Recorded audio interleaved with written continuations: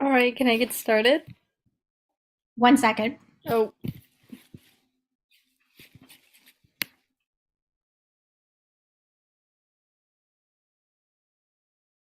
Okay.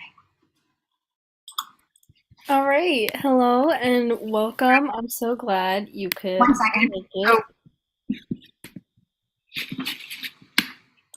Wait, hold on. I think there's an echo.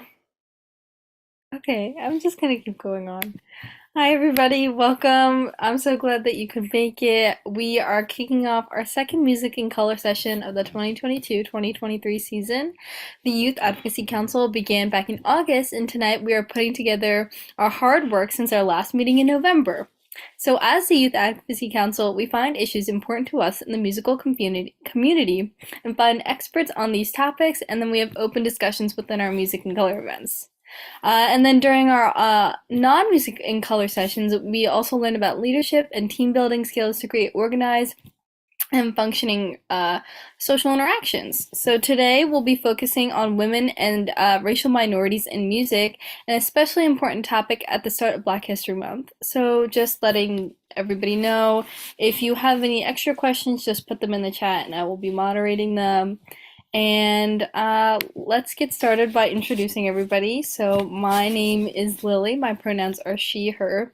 I live in the suburbs of Philadelphia, so I go to a high school kind of far away. And my instrument is the viola, so nobody hate on me. And I'm going to popcorn it to Mandy. Hi everyone, my name is Mandy. I'm a junior violinist at Central High School, and it's a pleasure to be able to talk about such an important conversation today.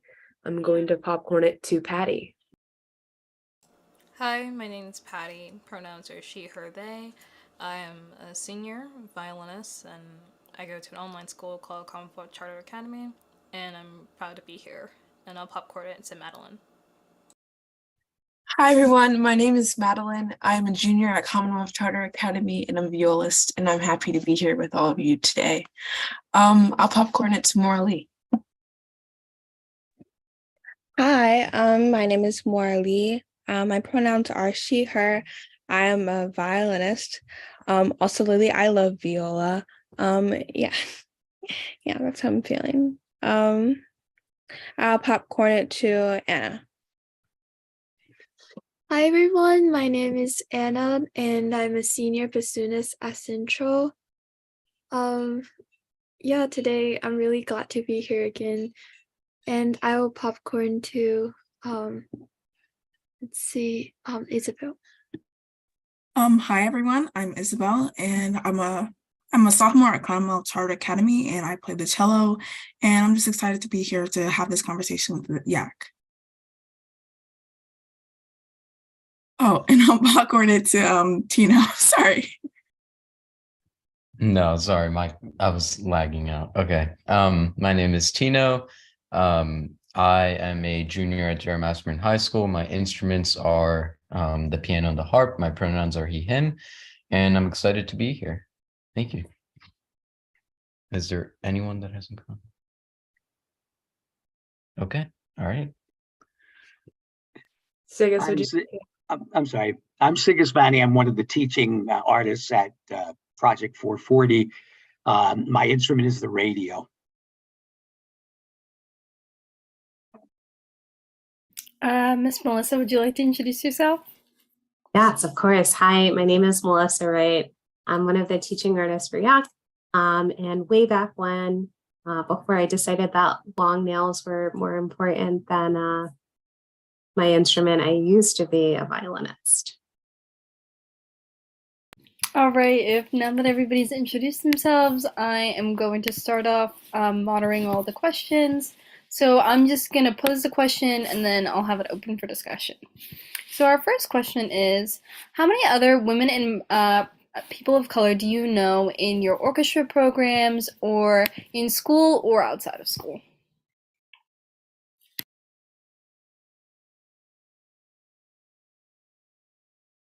I can go. So as a member of PMA, I am constantly surrounded by people of different ethnicities, of different backgrounds, and things like that. I feel like programs such as PMA are drastically important for just that reason.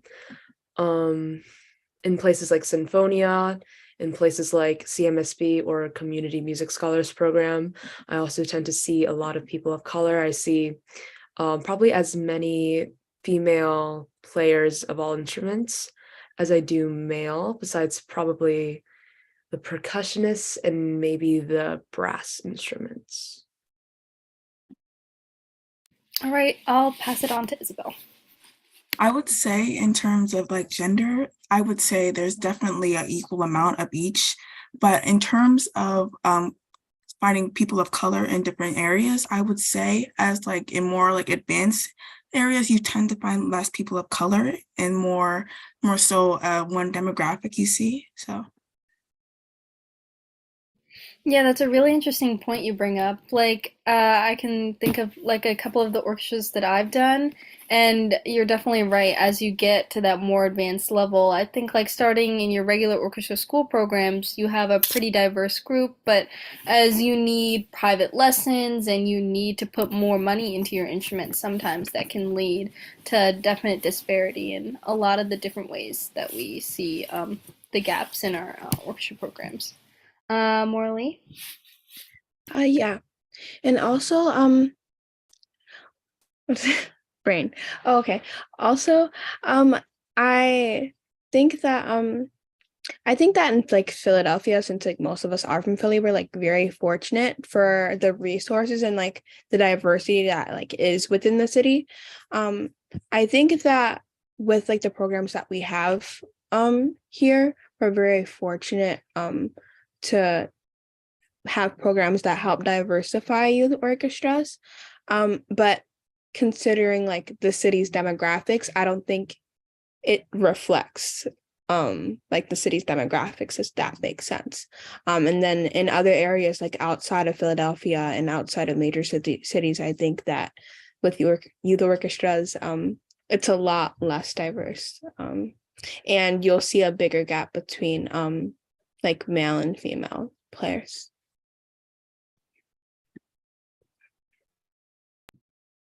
Oh, Anna? Yeah, I do agree with Maura. Like I think like a lot of like advanced like summer programs also sort of like a huge gap between like diversity. And yeah, I think so I'm like really grateful, like at least like in Philadelphia, and I'm really glad like in other cities today as well, like there are like more programs supporting like people from all different backgrounds. And yeah, I hope this can continue. Patty? Yeah, also adding on to what Morally and Anna said, I just came back from this weekend from a music program, and seeing a gap in diversity. What I in and I've also auditioned for several summer programs as well, and then you see the accepted students and sometimes the performances, and most of them tend to be a majority of white or Asian or majority of white and Latino. And as a black person, the higher you go in the levels, you kind of like can count on your hands how many terms of diverse people there are. And that could stem into the next question, but it is kind of what, and from my experience, I found it interesting to see how it starts in youth orchestras. There's a lot of like people of color, a lot of like Asians and Latinos and Black people, but as soon as you start to get to a more advanced pre-college and even college level, the number just seems to go down. Yeah, I can definitely say I'm really happy to hear that in the city there's a lot of diversity, but even just in suburb schools, I know for a fact that the diversity is just so much lower. And so, like, even when you do join programs, like, you already start off with a low number of people of color or minorities, and then it just continues to dwindle. So I feel like there is a really big gap, like we were all talking about, and I think it's really important that we're addressing it and not shying away from the fact that it is there. Sigis? One thing I worry about, excuse me, is that the control of orchestras tends to pass off to people who are not musicians. When you think about how how much of a how we have to be beggars to support our music, especially when you go up to a higher level. And who are the people that donate to the Philadelphia Orchestra, the New York Philharmonic? They're wealthy white people, and then their control over that makes them think that they can determine what happens in an organization like that. And many of them having grown up the way they did, I'm not trying to judge with that, but they're not used to a diverse classical music repertoire. It's just really different from them. I you Music is very well funded in college, and then once you join an orchestra or a symphony or even a quartet, just trying to find funding for yourself is very difficult. And then you have to be beholden to someone in that point, just like the old days of, somebody's being your patron and essentially they own you in a situation like that. I don't have an answer for that, but I just think that's what happens is that there's the filtering process at the upper levels.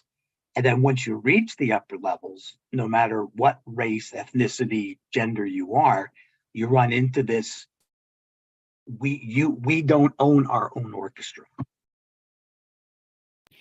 Yeah, I mean, exactly what you were saying. Like, the idea that even though you're the one making the music and that you've reached that level yourself, you still don't really own that orchestra. Like, even the community coming together, you don't own it. It's just somebody who can pay for it that owns it. And, yeah, Mandy, would you like to go? Yeah, I definitely agree. And I'm really thankful and glad that you're bringing up such important topics, especially with something as large as an organization as the Philadelphia Orchestra.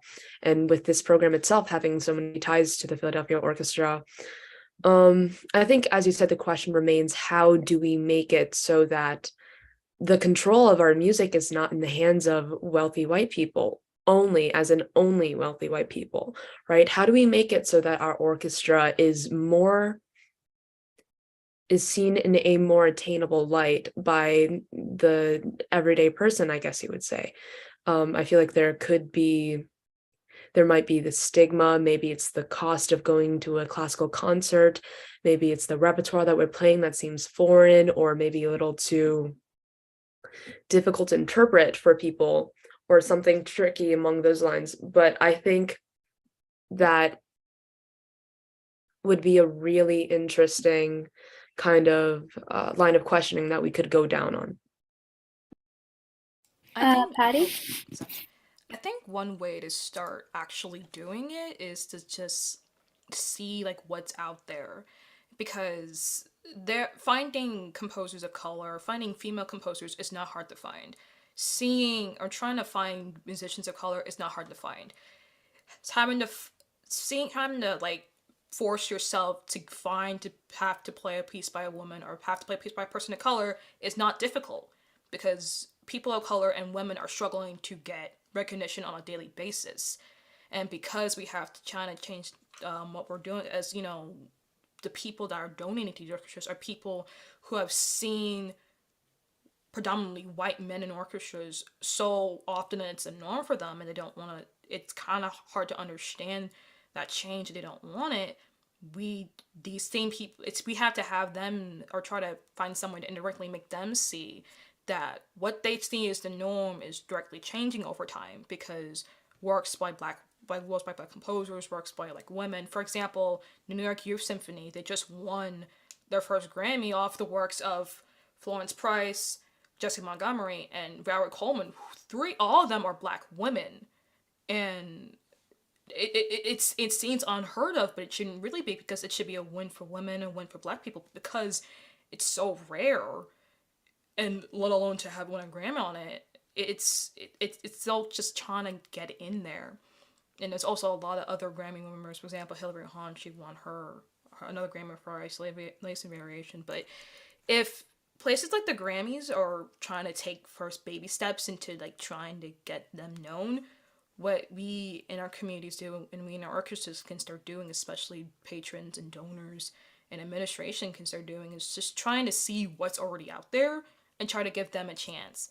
Because with all the desperation, all the struggle that people have to go through, these like fields have to go through, and it shouldn't really be that hard. It should just seem easy to just, commission a piece by a woman or commission a piece by a person of color.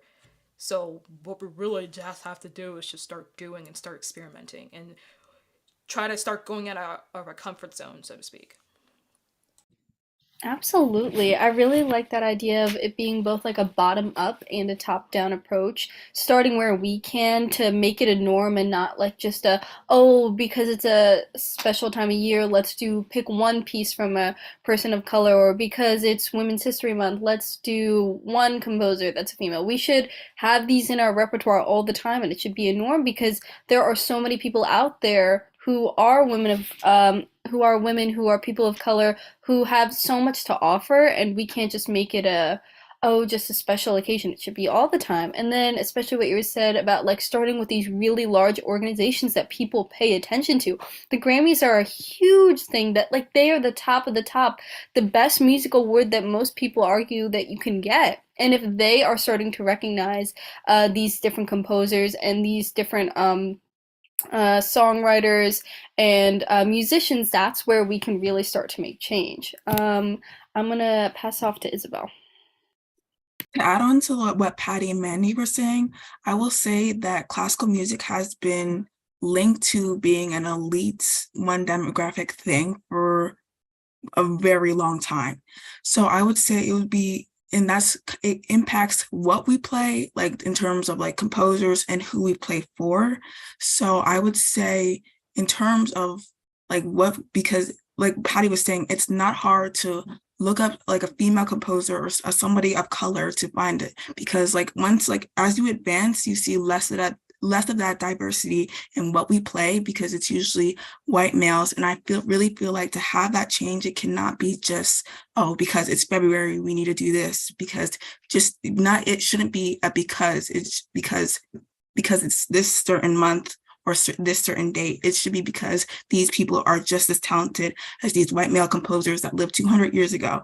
So I feel like it shouldn't be necessarily dependent on like, oh, it's this date, but it should be, because I feel like classical music should be trying to turn away from that like identity it's had for like such a long time, but it should be trying to take more of a progressive approach, like in terms of who like they're trying to advertise to, and just who they're trying to like make music for. Because like when you like I've gone to like a Philadelphia orchestra like concert before, and you can kind of see like where it's kind of advertised to. So I feel like that needs to be changed, and it needs to be in ways, it needs to be more accessible in terms of who you're trying to give that to the minds of, because there's so many people who would love like to see some kind of opportunities like that, but they're not really afforded that, or just given it to them to see in front of their screens or something like that.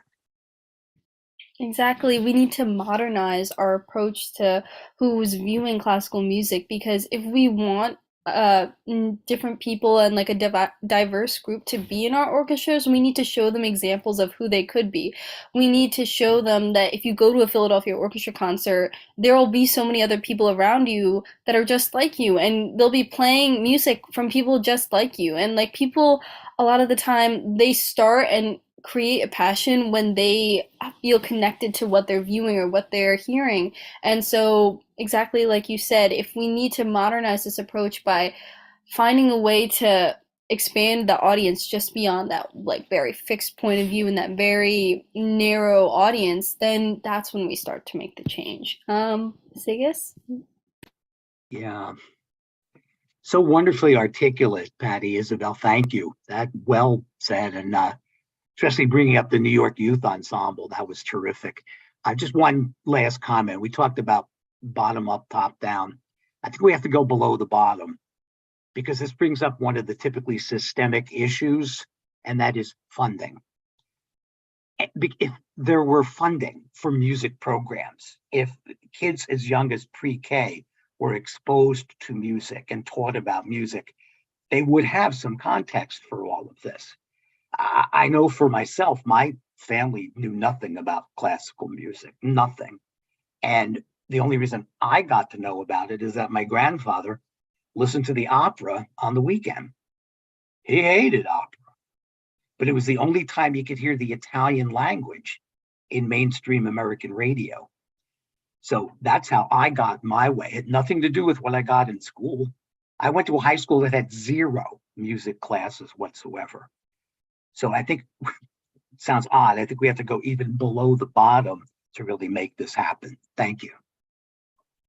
Yeah, absolutely. What we view as the bottom isn't like there's things even below that because we're just having this standardized view like, oh, if we just believe or like that everybody has funding at like a baseline, that's not true. That baseline is not the same for everybody, and we need to make sure that we can create that baseline eventually so that it's everybody can start off at that point where we do from a really young age have exposure to classical music and any kind of music. Okay, I'm going to move on to the next question, but this is like a really great conversation, so I'm just really excited. So overall, why do you guys think that there aren't as many women or people of color in the music field once we get to that top part? I know we were talking about it a little when we were talking about once you get to that top like elite part, people start assuming that it's like the people who fund the programs are who get to decide who's in this, what their audience should look like, what their musicians should like look like. So, Patty? Personally, for me, I think it's like two to three things. One, first of all, and this might be come as judgmental, but one thing is that it's just the reason why there's not that many minimum or there's not that many to begin with, and those who are, it's a repeated thing. I've had the fortune of knowing a lot of like music mentors who like advocate for things like this, and I know one example is Catherine Needleman, who's an oboist, and she comments and posts and frequently talks about all the time about how all these big known orchestras and all the main cities of those that we go to, they don't really have female leadership or female, or people of color leadership. And it was through her that I realized that the reason why this isn't happening is because we don't even know what's happening. Because when we think about like the Cleveland Orchestra, for example, it's like we don't know. We see them, but we don't know that they're predominantly a white manly ensemble or predominantly don't have leadership in charge. So that's one. Another thing is that the people in charge of it, like we said, that like once we get to the level, the donors think that they have some like sorts of control onto it. But also, it's also because there doesn't seem to be in my experience, I haven't had as much support from people that look like me outside the people that I work with and experience with all the time. So it's inner conflict really. Because you know the saying, not all skin folk are kinfolk, and we've seen that a lot. I've seen it recently with like K cards and stuff like that. But having the support of those who look like you are just as important as those who don't look like you offering you a chance. So we've all been talking about how we have to all come together and try to get other people to look just like us, but it's a repeat fight because people that look like us, like Sika said, we don't have much knowledge. They don't have much knowledge of classical music because it's exposure is a very important thing. But once we get to a higher elite level, those who want to help us soon to start not looking like us. So it's a repeat the people. So it's not there's not many help from our inner circles, and the first one was regardless is that people are just not willing to do it, and the third thing is it's hard to say it this way, but the third way is it just seems people just seem to be tired of it. People just seem to be tired of having to deal with hearing that there's no female leadership in orchestras or no people of color leadership in orchestras, even though it's a common problem. It's just to a point where people just get so tired of hearing it, they just don't want to do it. It's just like, so it's in a way, it's like, if I have a female principal French horn, will they shut up? If I have a black woman content master, will they shut up about this? Will they shut up about that? And it's like a stress that something that's so obvious doesn't get that much attention because we don't know. People in our inner circles don't know, and they don't try to, spread the word. And when we eventually get to the top, you seem to get more help from people who are different than you than people that are the same, and those who we are trying to, convince to help us. Yeah, people see it more as a way to just be like, okay, now that I've satisfied your complaint, are you going to be happy? But the whole point is that it's not just one principal French hornist. It's not just one extra violin that you add in there that will make someone happy. It's the idea that you're willing to accept that everybody as a movement we need to change. It's not like one little fix is just going to solve it. And through the whole orchestra community, you need to have that dynamic mindset, being willing to change things when you see it fit, and not just because somebody's telling you to do so, but because you actually believe that there needs to be change. I think it was Moralia in the chat that wanted to add to this. Yeah, thank you. So I wanted to, so like on the topic of leadership, Patty, we were talking a lot about like leadership directly in orchestras. And I think that something that would really get more women in the music field is having more like representation in like music educators. So like having more women or a woman of color in the music education field. Because it's not a very diverse field. I'm going into it for like one of my main purposes of like going to school for music education is to be that diverse representation that I would have wanted to see in my upbringing. And thankfully, like being in Philly, I've seen a lot of that. Like I'm in Sinfonia Players with conductor Danielle Garrett. She's amazing. CMSP with Ashley Vines. I've been like very fortunate to be brought up by a woman of color.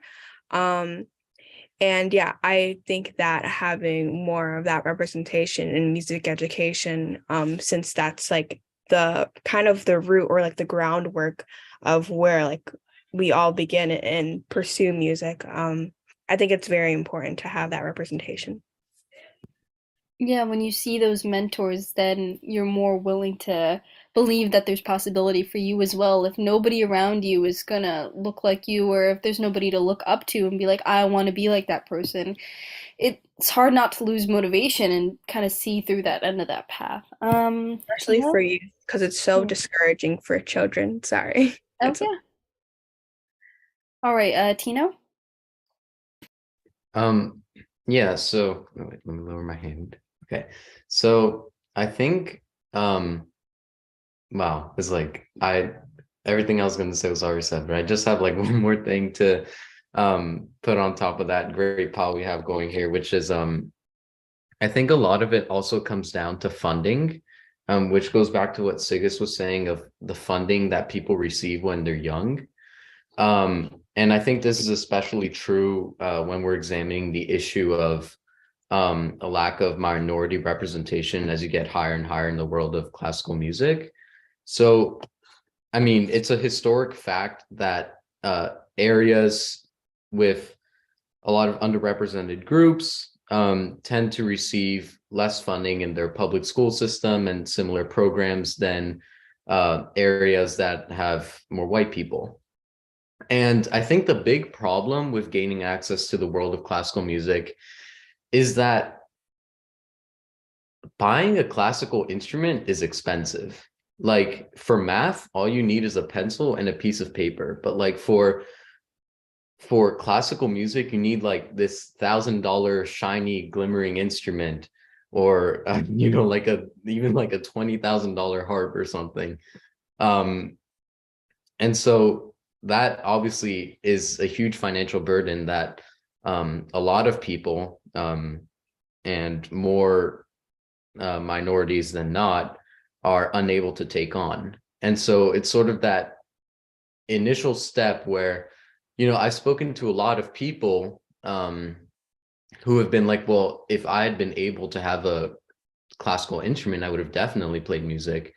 But it's just that there's not enough instruments in schools, or there's not enough, the classical instruments are just too expensive overall. But it's just that, again, going back to that underfunding of the classical music world that really, prevents a lot of people from gaining access to it early on simply because of the cost.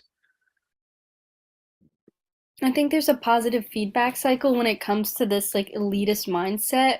When you try and when we want experts in the field that look like us, but then when you try and go get an instrument and it's thousands of dollars, but maybe you're able to afford that, but then to really be an expert, you need private lessons, you need constant maintenance on your instrument, you need all this kind of help that like you don't even realize you needed when you first started. And on top of all the other social barriers that you've had before, so now it's almost impossible for people of color, other minorities, to actually get where they need to be to help those that are like them, because there's just so many other barriers that are in the way that we didn't even think about or like know about like going into this. Isabel?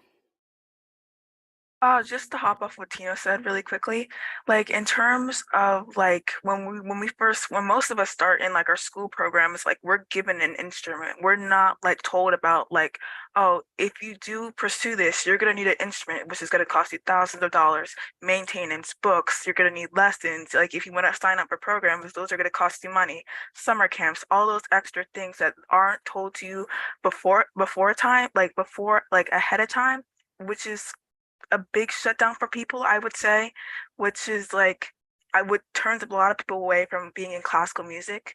But also I wanted to say that in terms of like not having enough like mentors or people that look like you in like places of like leadership, I would say that that identity that we were talking about previously is still reflected in the classical music in the industry. And I would say that um when you go to like an orchestra, like a concert or something, like seeing a person of color or somebody look like that looks like you shouldn't be necessarily a surprise. It should be something that's like an almost normal thing.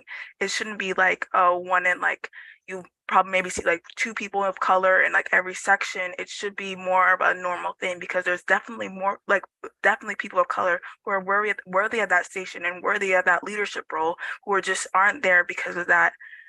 I would like that grip on that old identity that classical music still has its hands on, I would say.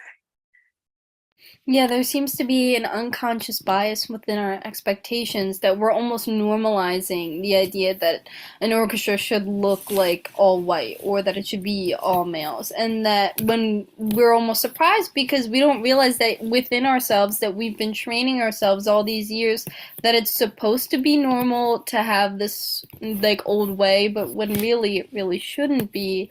We've just kind of fixed our mindset on something that we've been told, or not maybe not even told, just like slowly ingrained into our mindsets this entire time. Mandy? Definitely following up on not knowing how costly um learning an instrument can be. I have some firsthand experience with this. I myself am in various programs and have access to various resources, seeing as I am in Philadelphia, and I have had numerous mentors, as Maura has mentioned. Some of ours are similar. Miss Ashley Vines from CMSP helps me a lot of the way. CMSP being one of the programs, it offers music theory, private lessons, large ensemble playing for very reduced rates. And that is something that we get in a city like Philadelphia, which is known for our orchestra, which is known for having diversity, for having this access to these resources. So I think another thing that big cities like Philadelphia should really be thinking about is having some outreach to places that are not as diversified, because of course there's always more work we could do here. but we have it, I would say, a lot better in the city, specifically this city, than in maybe even some other regions of Pennsylvania.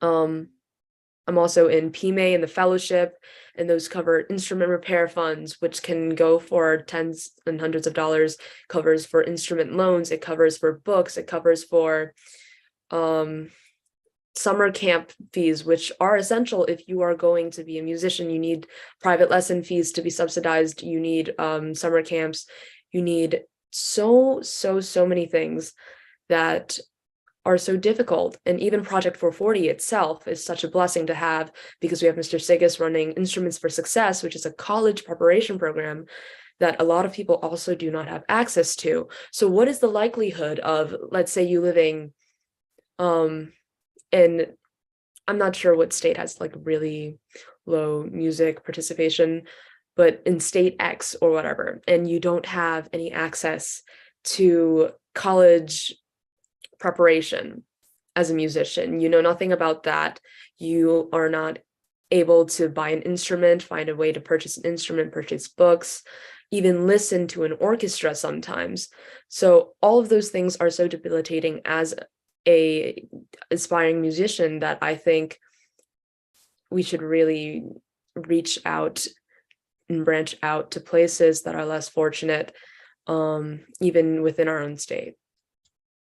Yeah, I can definitely say in my own experience, I am lucky enough to be in a well-funded district, but the problem is, even though we are well-funded, people just don't know a lot about classical music and the music department as a whole.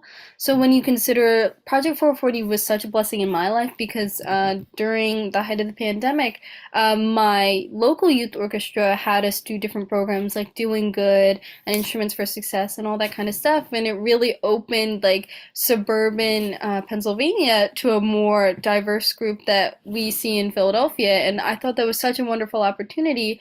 But the way I see it now is that Project 440 is such a great opportunity that opened my eyes to a lot of different musical opportunities. However, most of the people in my orchestra program just don't know much about it, and I can honestly say that most people is almost like maybe 10 or less in my entire high school will be going into music later on in life. Maybe not because they don't love music, but because they don't know about the opportunities available to them and they just don't know how to get started. So I think that's a really important topic that we need to talk about. And I think Patty was next. Yeah, I'll try to keep this short so we can move on to the next question. But I remember Madeline said in the chat that another factor can be the salary that you make in the industry. And I just want to say that with Project 440, like you were saying, literally it opened my eyes to a lot of things. But one of the things I noticed is that I was able to connect issues that happen in the professional industry, in the profession, in our professional level, to things that are happening in youth orchestras. So like everything that we were talking about, like, you know, trying to get funding and seeing that funding only comes from like white men or like older people. I remember another struggle that happens in music is unions. And so for people who don't understand what unions are, basically to sum up, it's you pretty much have to it covers like living wages, tries to help, you know, injury free prevention, and like covers insurance for like, you know, many like things that help you if you get injured or if something happens to you or your instrument, you'll pay a small like wage to cover for that. And a lot of organizations seem to be greatly against it because it hasn't it hasn't, you know, affected them before. And even with that, there are some organizations that have even not paid their musicians at all. And it wasn't until like I started doing my research that I found this out, and through Project 440 and like learning about stuff like this, and in like programs like Instrument Success and Doing Good. And I remember seeing this also said in chat: the money given to a full scholarship football player in the most competitive school could buy instruments for a youth orchestra for a year. And even the bias against the arts and music in general. I mean, orchestral musicians are not even getting paid. That's already like a red flag.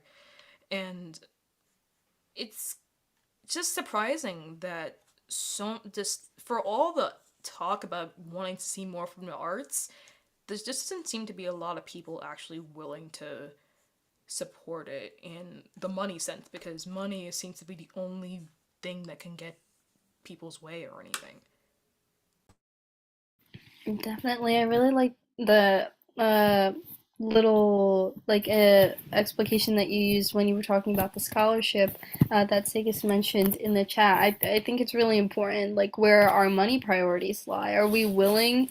Would any really big donor be willing to give that much money to a youth orchestra or to an orchestra program in general? Or are we, as a country, so prioritizing sports and other things as more important than the arts when really arts have provided so much for the people who have had the chance to be given the opportunity? I can honestly say that being in orchestra has affected me so personally, and it's been such a wonderful experience.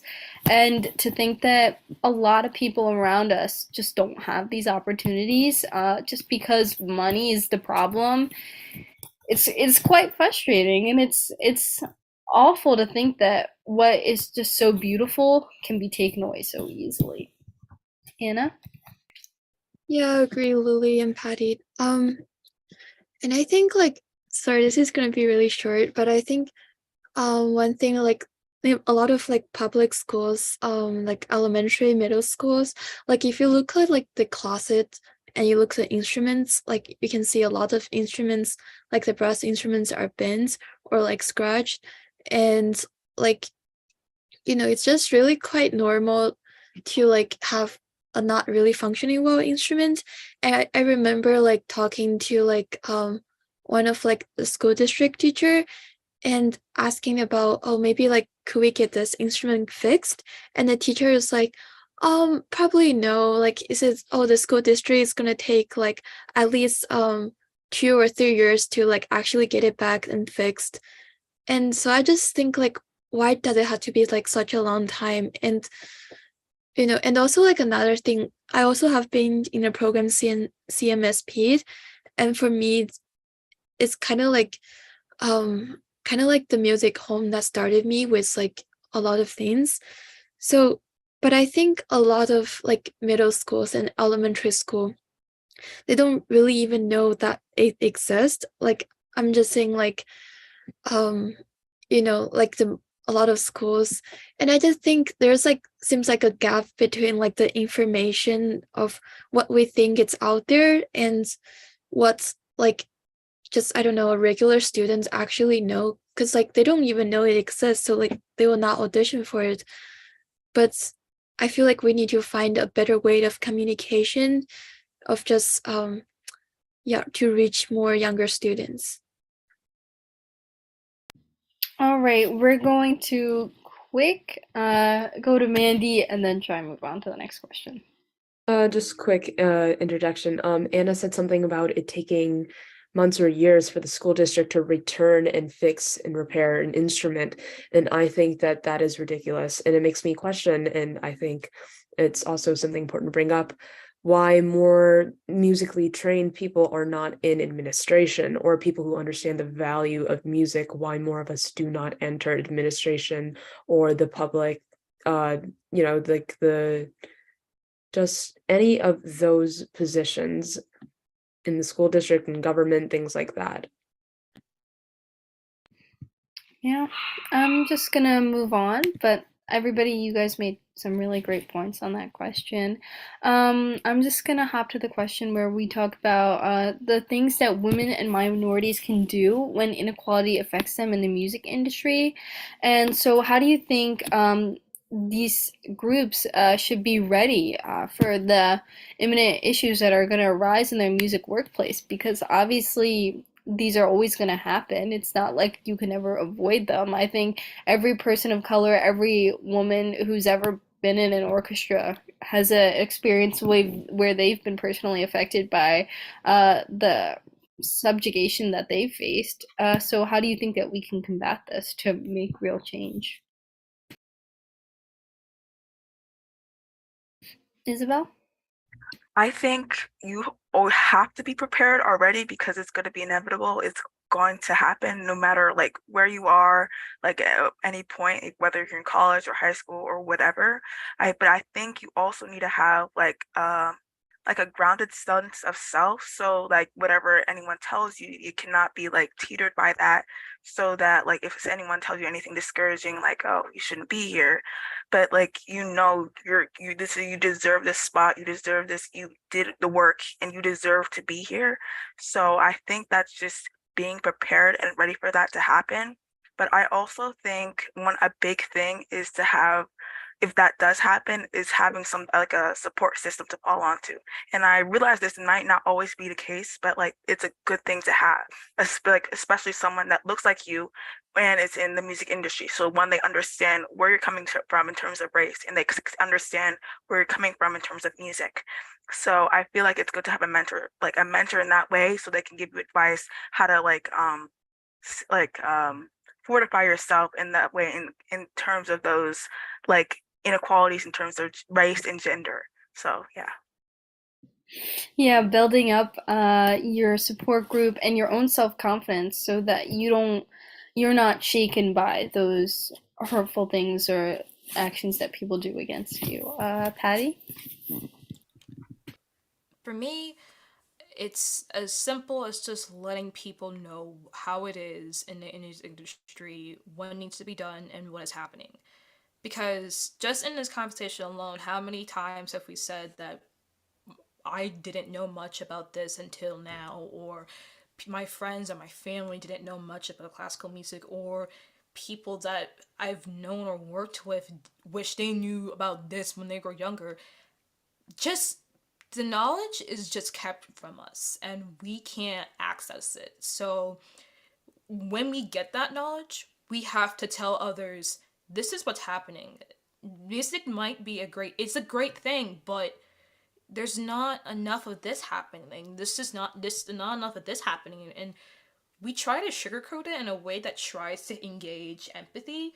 But for me personally, if someone just tells me how it is, I'm gonna trust them, because the worst thing than trying to avoid the truth is living a lie, pretty much. And if we keep living a lie, when we find out the truth, it hurts, and that's why people that don't want things to change hit back so hard, because they don't want to acknowledge that there's a lot more diversity, there's a lot more women want to do this, and there's a lot more people of color, and even if we can take this with gender, there's a lot more LGBTQ people trying to get into music too. That's another field that's also trying to get representation, is also facing the same kind of hate back as people of color and women. So we just need to acknowledge that the way our society is changing, music is changing with it.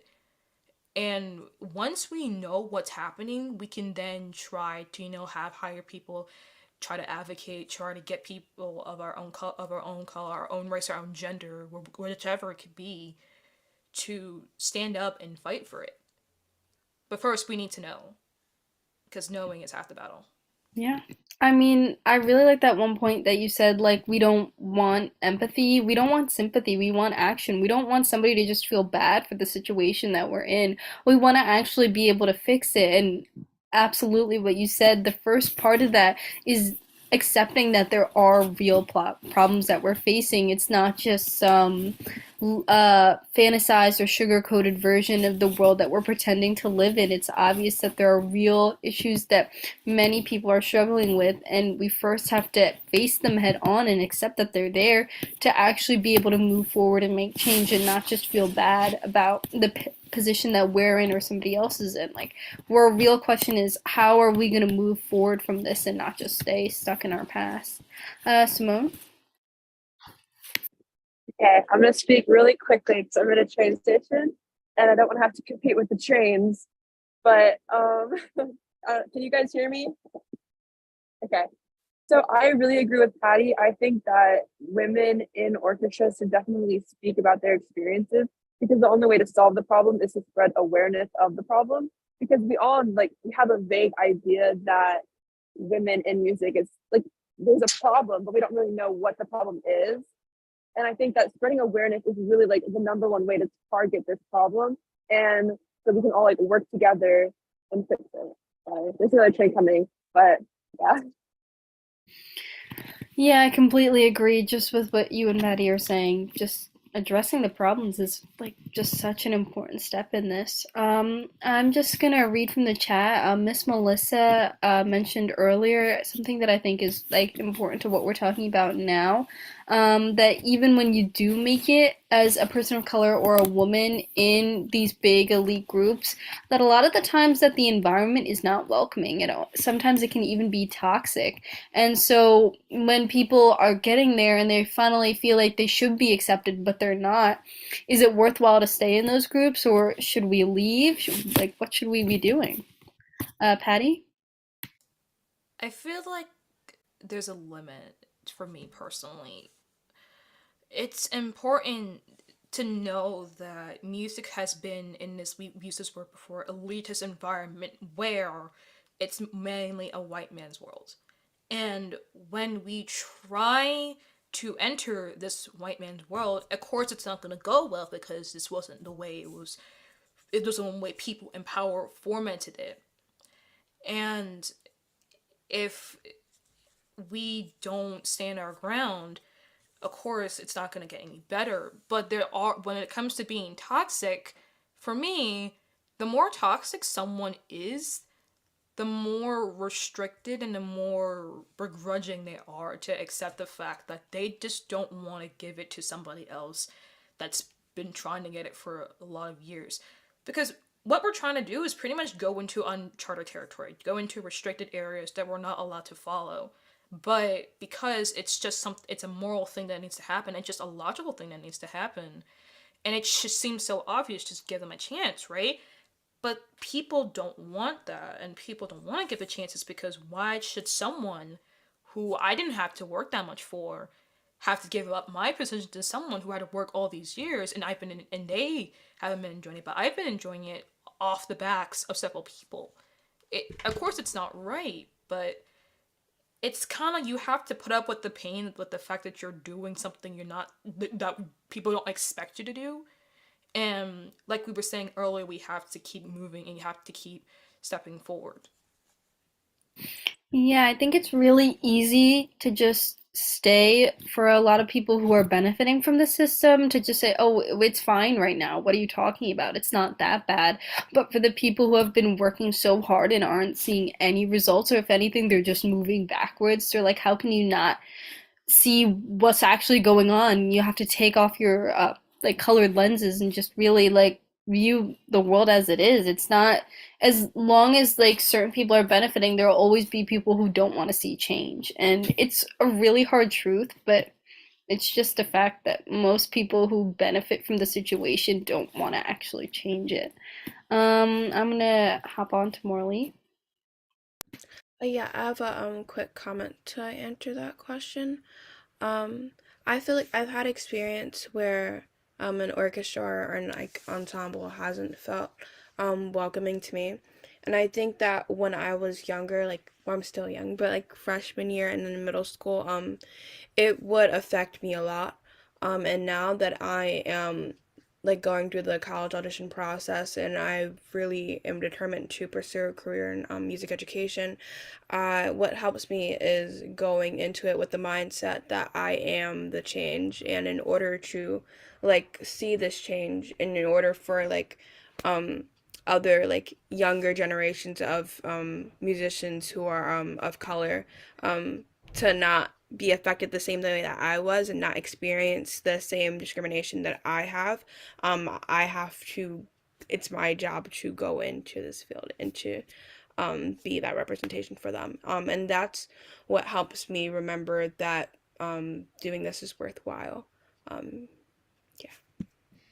Yeah, when you think about like how much pain or how much like harsh experiences that some you have some as someone of color, or just like your own personal experiences, the biggest reason you want to change it is so that future generations won't have to experience what you have. And I think that's really powerful because once you start basing it off of what you felt and the all the struggle that you faced, it makes it that much more personal and that much more goal oriented, that this needs to be fixed, and it's not just some abstract problem. It's concrete, it's real. There are literally experiences that of every single day, and the only way to move forward is to be the change. Exactly like you said, the only way to move forward is to be the change. So Mandy?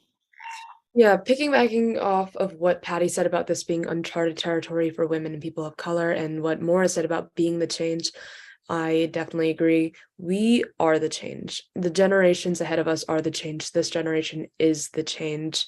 Because this is uncharted territory, this is our time to make that change and to take this opportunity and turn what we wish we had into what they can have. I also want to major in music education because I had to fight tooth and nail to get all of the support I needed for all of my instruments. I had to fight for every broken string. And I feel like people like me, other people as well, they have it as hard as I do, or perhaps even harder.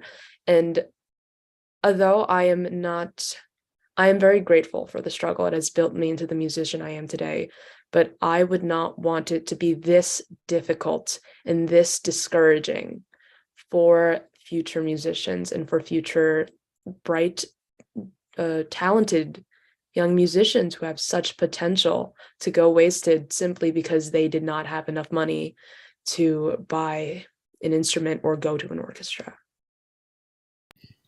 All right, everyone. As much as I would like to keep this conversation going, it is 7 o'clock, which means we do have to end this. But I'm just really excited to say that this was just so amazing to hear from all of you, your own personal stories, and your opinions on such important topics that most people aren't willing to have conversations about. This is hard to talk about. It's not easy to talk about these things because they are very uncomfortable. It's not easy to talk about your own struggles and how these things have personally affected you and all the barriers that you face. But the way we move forward is by talking about them, by, like Patty was saying, by you have to accept the truth before we even start beginning to make these forward steps. So I would just like to say that once again, thank you for everybody, and we will be having our Music in Color event again very soon in February. So everybody stay updated, and